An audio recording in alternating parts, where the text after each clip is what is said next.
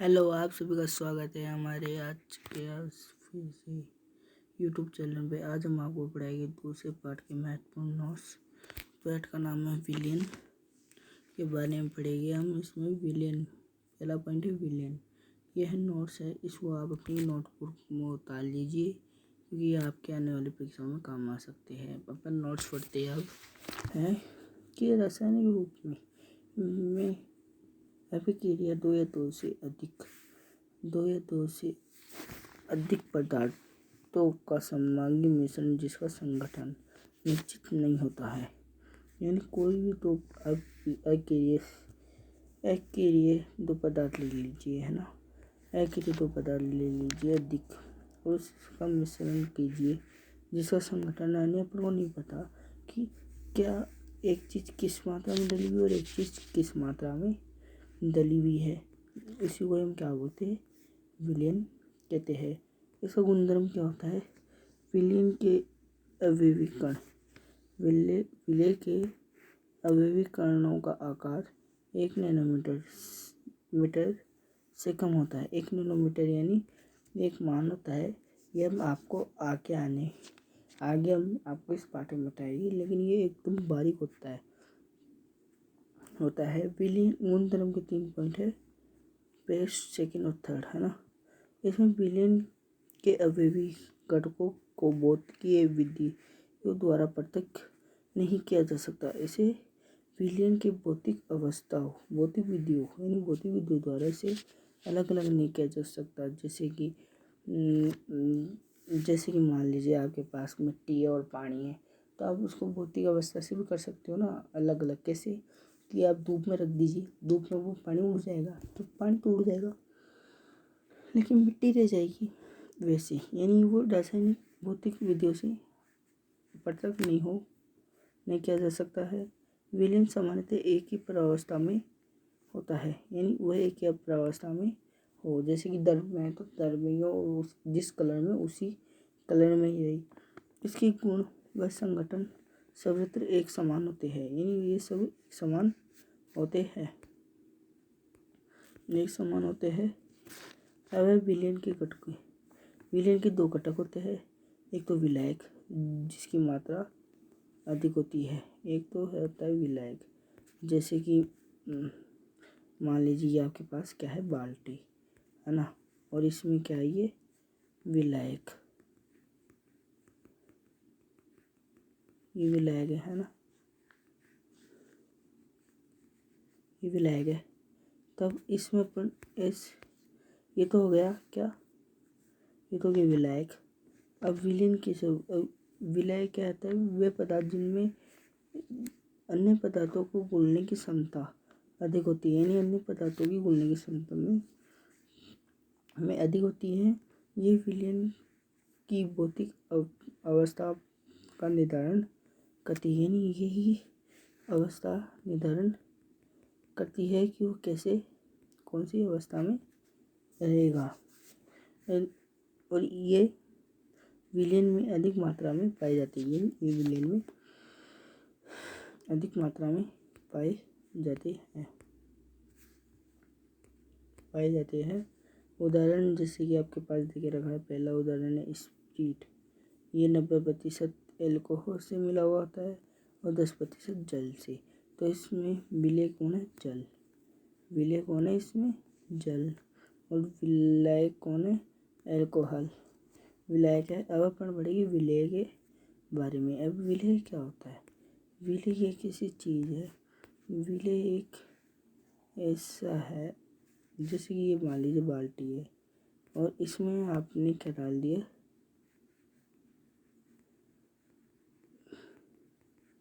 ये पानी है, इतना है ना, पानी है। तो इसमें आपने क्या डाला, ये विलायक डाल दी। ये ऐसे अलग अलग पॉइंटों पे इन्हीं की मात्रा कम होती है। ये वे पदार्थ जिनमें घुलने की क्षमता कम होती है, जिसमें घुलने की क्षमता होती है, वे विलेय कहलाते हैं। घुलने की क्षमता होती है, घोलने की नहीं, घुलने की क्षमता। लाल कण इस नीले कण में घुल गए, है ना, घुलने की क्षमता होती है। इसमें विलेन में कम मात्रा में होती है, ये विलयन में कम मात्रा में होते हैं, ये कम मात्रा में होते हैं। अब समझ में आ गया कि अगर एक बाल्टी में पानी है, पानी में विलायक क्या है और विलेय क्या है, ये आपको अब समझ में आ गया है होगा। आशा करता हूँ अगर नहीं आया तो आप दोबारा देख ले, और अगर आपको उससे भी नहीं आया तो आप हमें कमेंट बॉक्स में लिख के ज़रूर बताएं। इसमें है पड़ेगा विलेन के प्रकार। विलेन के प्रकार होते हैं, विलेन के प्रकार में जैसे कि ठोस विलेन हो सकता है, द्रव विलेन भी हो सकता है, और गैस विलेन भी हो सकता है। विलेन तो कुछ भी हो सकता है। आप बोलोगे ठोस विलीन कैसे होता है। अब देखो ठोस विलीन कैसे होगा, तो जैसे कि ठोस विलीन आप केक तो देखे ही होगी, है ना। केक है मान लीजिए, तो केक ऐसे फुला हुआ रहता है, या फिर इडली ऐसे फुली हुई रहती है, तो इसमें क्या किसका विलय है, ठोस अधिक में है, और इसमें क्या मिला हुआ है, इसमें गैस मिली हुई है इडली में। जैसे अभी अपन आगे पढ़ेंगे, बताइए उदाहरण सहित। इसमें है ठोस विलय क्या होता है, वह विलयन जिनमें विलायक ठोस होते हैं, वह विलयन जिसमें विलायक ठोस होते हैं उसे ठोस विलयन कहलाते हैं। विलय कौन कौन से हो सकते हैं, ठोस द्रव गैस भी हो सकते हैं। अगर ठोस विलयन है तो विलायक ठोस होगा, ठोस ये है, द्रवीय गैसीय, और ये विलायक है ना गैस। तो ठोस में क्या बनाता है, पीतल। ठोस में क्या बनाता है, पीतल। ठोस में क्या बनाता है, पीतल। तो सूत्र होता है Zn प्लस Ni बनाता है ना। और एक कांसा,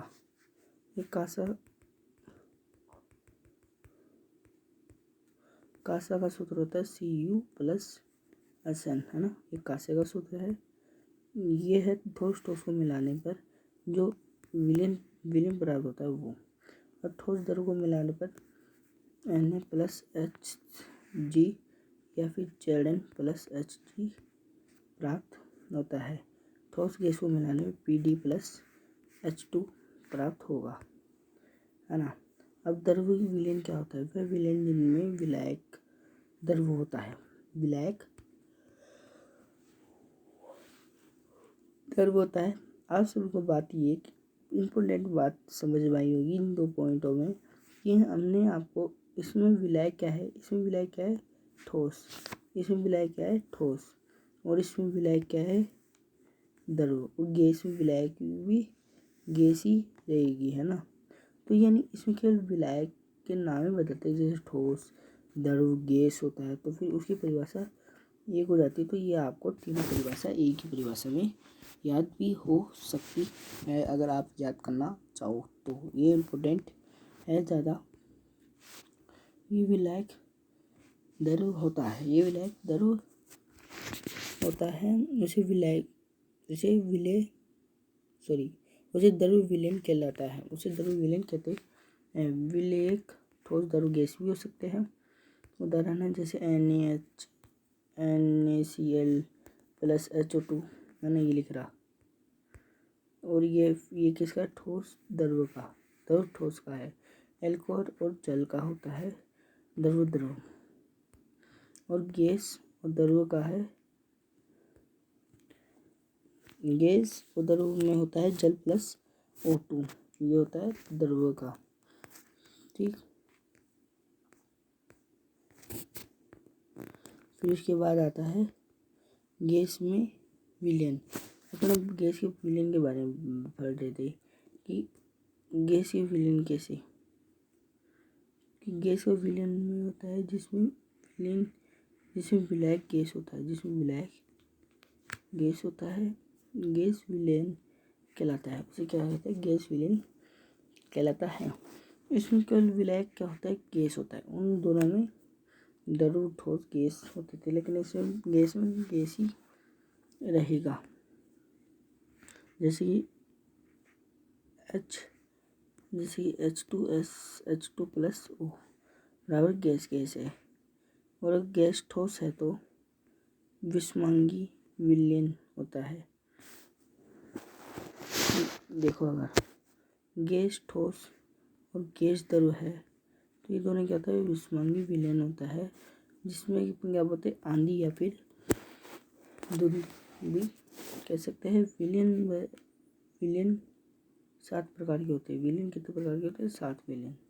तो तीन तो 2 में हो गए, तीन तो 2 में हो गए, है ना, और एक इसमें हो गया, तो कितने हो गए?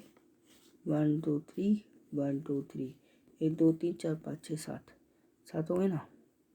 जैसे मान लीजिए 1 2 3 तो 1 में थे, ठीक, फिर 1 2 3 1 में थे, है ना, और एक में था, एक में था, कितने हो गए? 1 2 3 4 5 6 7 8, है ना, तो कितने हो गए? 7 हो गए। देख लाइन कितनी करी? 7 हो गई। अब सांद्रता के बारे में जानते हैं। किसी विलयन के निश्चित आयतन में उपस्थित विलय की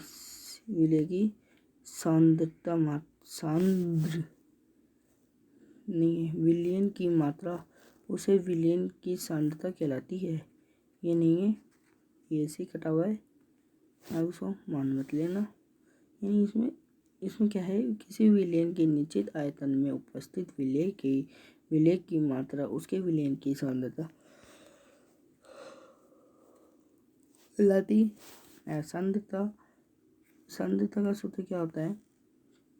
सांद्रता का सूत्र होता है विलय की मात्रा होता है विलयन का आयतन। विलय की मात्रा किसका नापते हैं? जीएम में, और विलय का आयतन किसमें नापते हैं? लीटर में मापते हैं। सांद्रता की इकाई, फर्स्ट इकाई होती है बार, यानी 100 ग्राम विलयन में उपस्थित विलय की ग्रामों में मात्रा बार प्रतिशत, यानी ग्रामों में बार प्रतिशत कहलाती है। तो इसका सूत्र क्या होगा?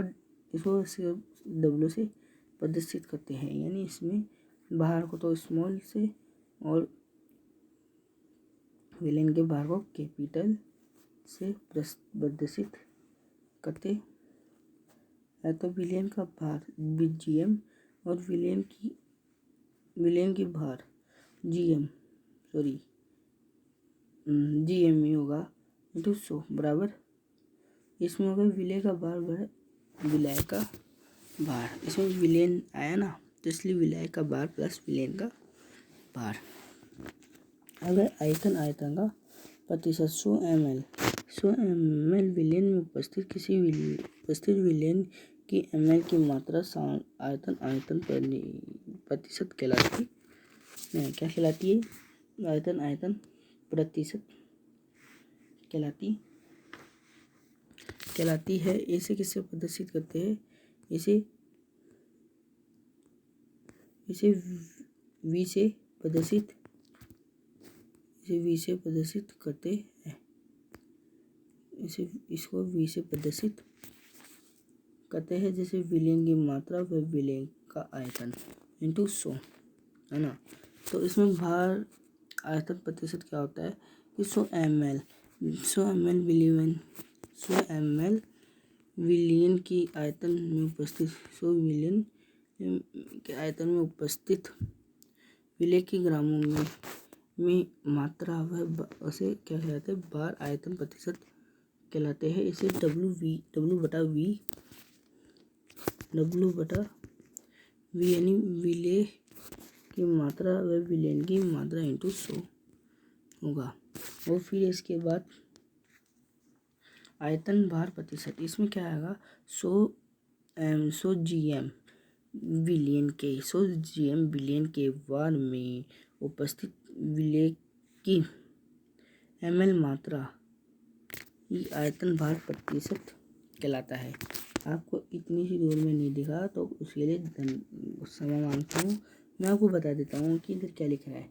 इसके बाद दिख रहा है ml मात्रा ही आयतन भार प्रतिशत कहलाता है, यानी भार और आयतन का भाग ही प्रतिशत कहलाता है। ये जो सांद्रता के जो पॉइंट बता रहा हूँ ये ज़्यादा इम्पोर्टेंट नहीं है, केवल इनके सूत्र ही आपको याद करने हैं, केवल इनके सूत्र याद करने हैं। कहाँ पे एम एल लगेगा, कहाँ पे जी एम लगेगा, ये आपको पूरा अच्छी तरह ध्यान होना चाहिए। अब अपन